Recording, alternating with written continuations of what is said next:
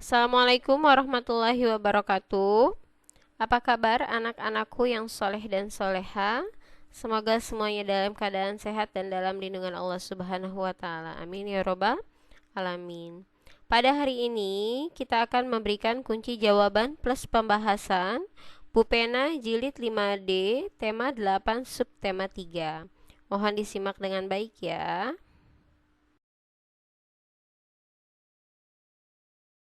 Yuk kita masuk ke muatan bahasa Indonesia KD 3.8. Kalian diharapkan membaca teks yaitu mengenai terdapat ketegangan besar terhadap masa depan sumber daya air bagi sistem energi. Pertanyaan yang pertama, penyebab terganggunya sumber daya air pada teks tersebut adalah. Jawaban yang tepat adalah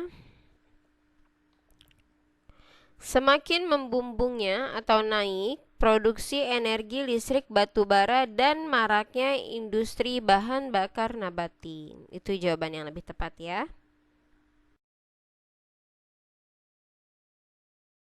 Kemudian pertanyaan selanjutnya, makna kata energi.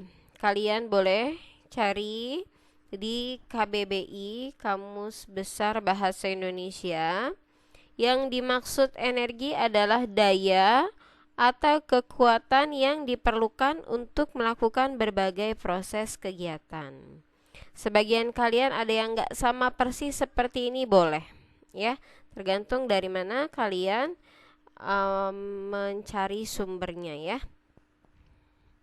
Kemudian pertanyaan yang ketiga, peristiwa penting dalam teks tersebut terletak pada kalimat ke-1, yaitu tentang terdapat ketegangan terbesar terhadap masa depan sumber daya air bagi sistem energi. Pertanyaan selanjutnya, nomor 4. Gagasan pokok pada teks tersebut adalah, nah seperti yang sudah kita pelajari ya, biasanya sebagian besar gagasan pokok ada di awal kalimat. Ya, betul. Jadi gagasan pokok pada teks di Bupena halaman 86 tersebut terdapat pada kalimat pertama, yaitu terdapat ketegangan terbesar terhadap masa depan sumber daya air bagi sistem energi. Namun, tak bisa dipungkiri juga kalau gagasan pokok itu terdapat di akhir paragraf atau di awal dan di akhir paragraf. Baik ya anak-anak, kita lanjutkan. Kemudian pada nomor 5, kalian diminta untuk menuliskan kesimpulan dari teks tersebut. Teks tersebut dapat disimpulkan sebagai berikut. Menurut perkiraan IEA, terdapat ketegangan terbesar terhadap masa depan sumber daya air bagi sistem energi. Ketegangan tersebut mencakup produksi energi listrik batubara yang semakin meningkat dan maraknya industri bahan bakar nabati. Penggunaan sistem dry cooling dianggap dapat meminimalkan kebutuhan air dan menghasilkan energi yang lebih efisien. Ya, selesai pembahasan muatan bahasa Indonesia ya. Kita lanjutkan ke muatan IPA KD 3.8. Terdapat tabel pada nomor 1. Kalian diminta menentukan nomor yang tepat, yang merupakan dampak dari limbah cair industri. Di sini ada kata-kata limbah cair ya. Berarti yang jawaban yang paling tepat itu adalah yang C, 1, 3, 4, dan 6. Yang nomor 1, ikan-ikan di sungai keracunan, pasti ya, karena di situ hubungannya dengan limbah cair, hubungannya dengan air. 3, tumbuhan air banyak yang mati. 4. Air sungai tidak layak minum. Yang keenam, munculnya aroma yang tidak sedap. Ya, itu jawaban yang tepat. Nomor 1 adalah yang C. Nomor 2, jika kita meminum air yang tercemar kuman dapat mengakibatkan, apa yang dapat diakibatkan dari kita meminum air yang tercemar? Pastinya menimbulkan banyak penyakit.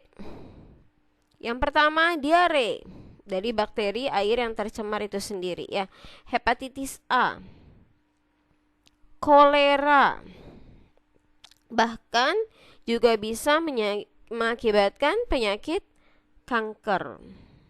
Jika air yang tercemar itu mengandung senyawa benzen yang dihasilkan dari bahan-bahan kimia, biasanya pabrik ya.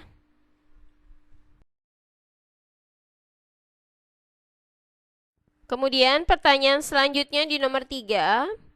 Penanaman kembali hutan yang gundul dinamakan reboisasi.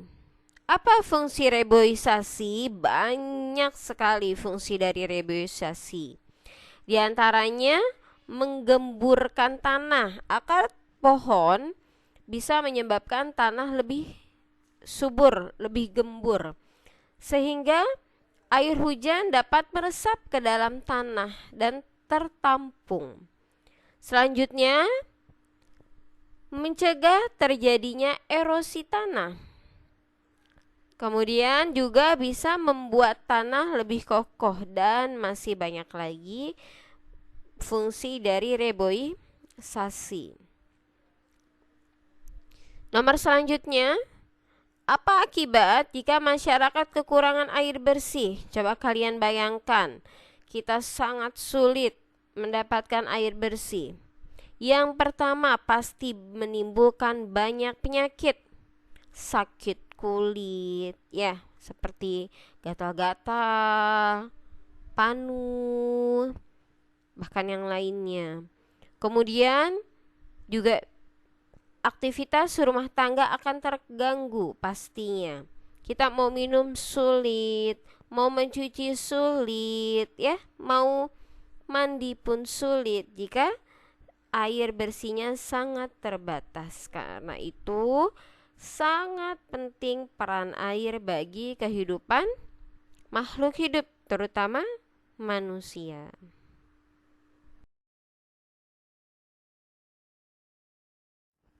Pertanyaan kelima, pertanyaan terakhir pada muatan IPA.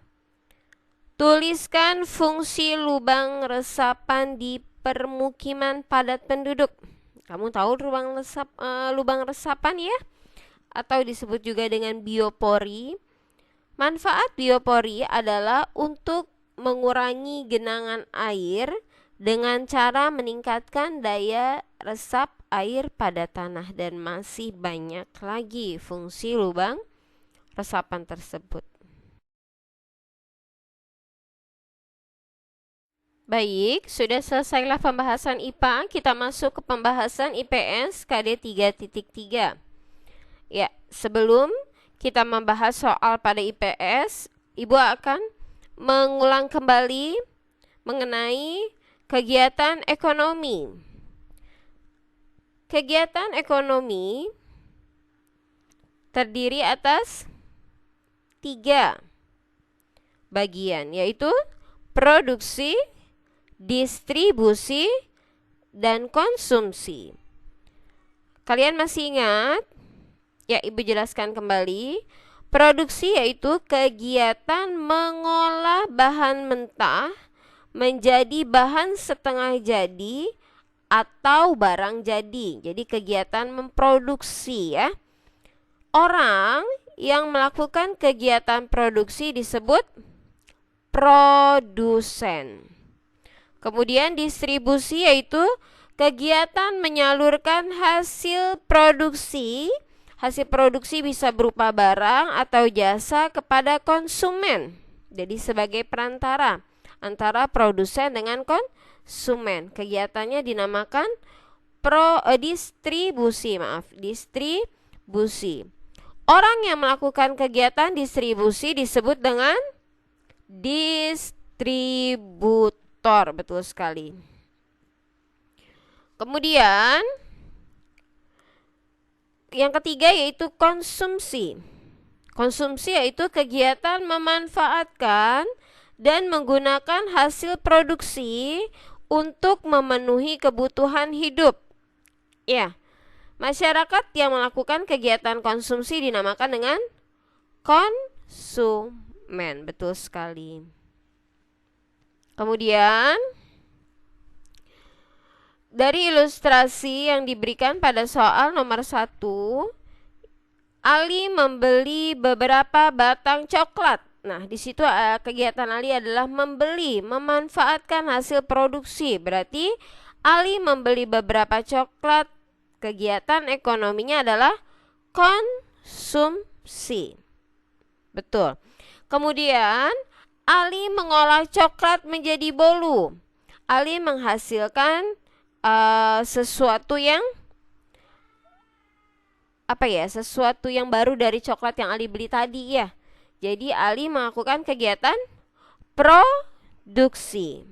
Kemudian hasil produksi Ali tersebut Ali jual kepada teman-temannya. Nah, kegiatan Ali menjual bolu kepada teman-teman di sekolahnya itu dinamakan kegiatan distribusi. Paham ya? Jadi ada 3 kegiatan ekonomi dari ilustrasi tersebut.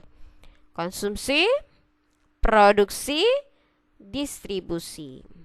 Soal yang kedua yaitu Komang membeli 2 buah pensil dari Pak Anto di toko alat tulis. Dalam kegiatan ekonomi tersebut, yang berperan sebagai konsumen adalah, ya betul, yang berperan sebagai konsumen adalah Komang.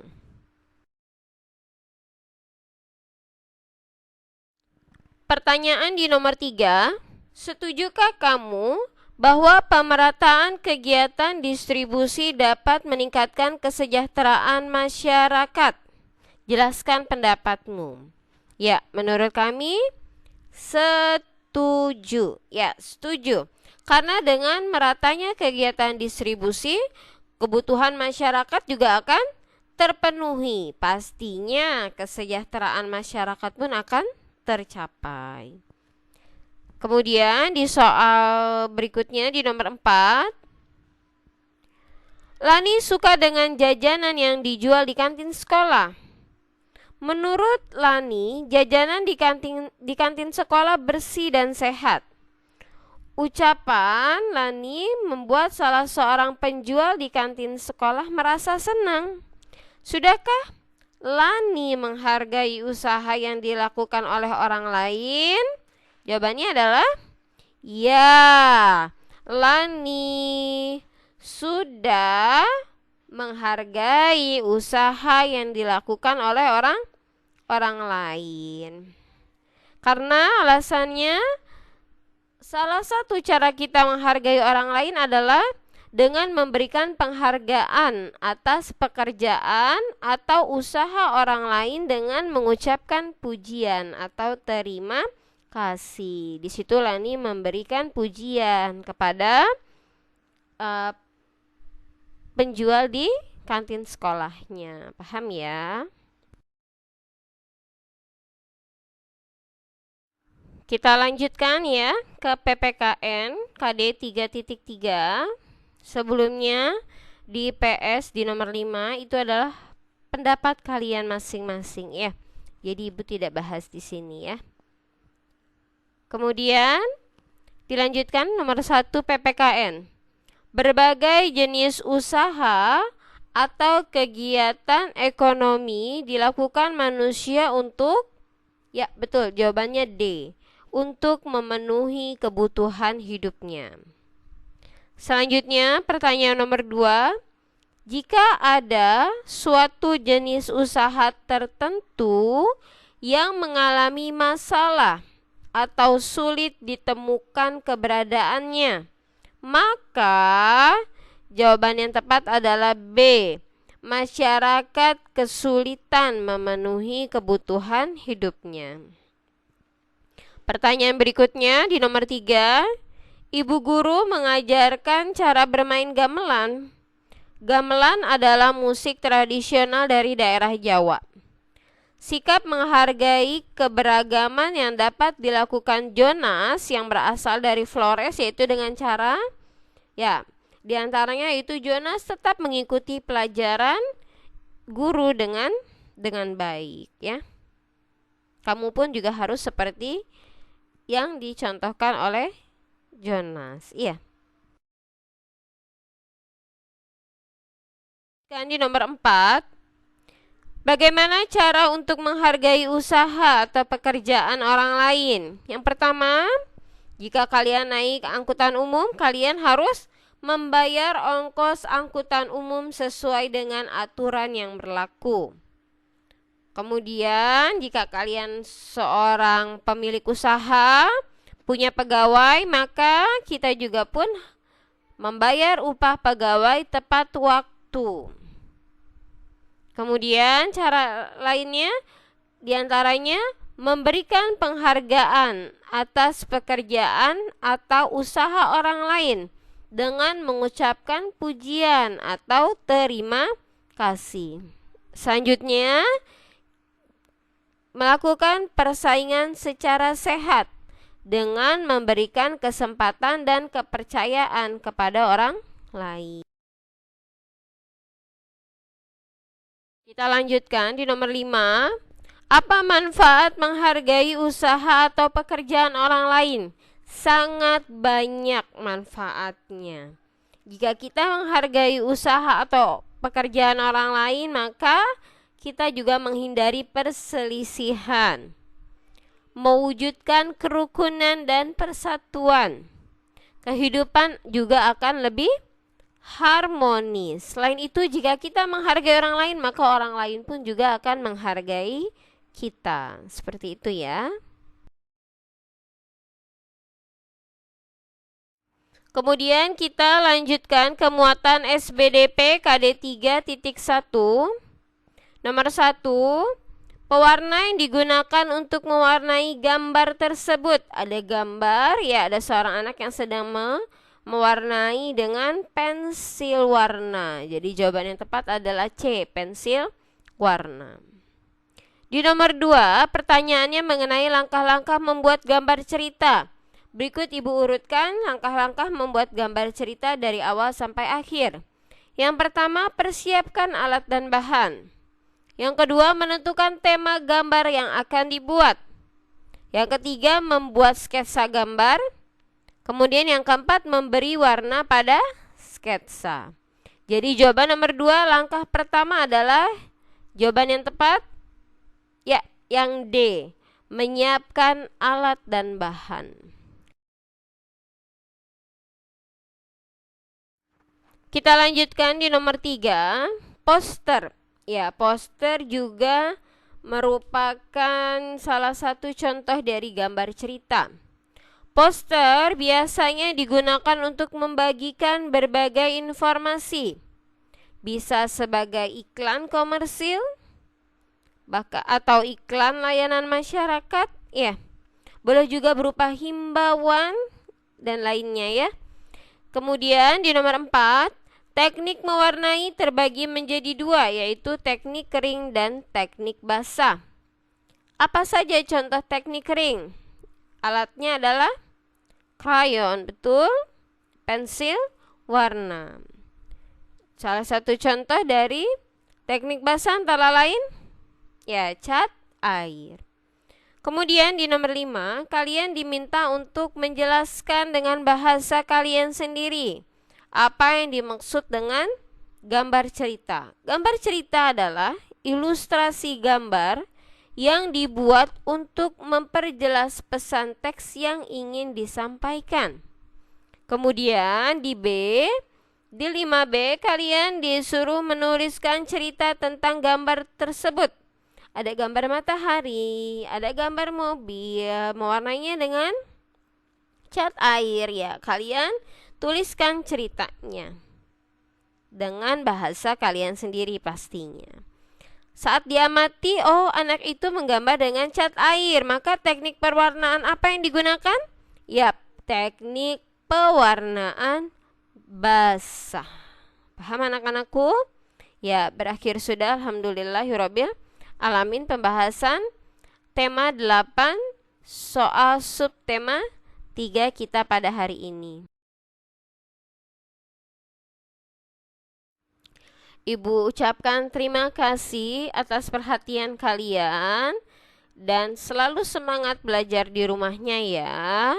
Jangan lupa selalu jaga kebersihan, selalu biasakan hidup sehat, makan makanan yang bergizi, cuci tangan sebelum dan setelah melakukan kesehatan, dan manfaatkan waktu kalian dengan hal-hal yang positif. Terima kasih. Wassalamualaikum warahmatullahi wabarakatuh. Bye.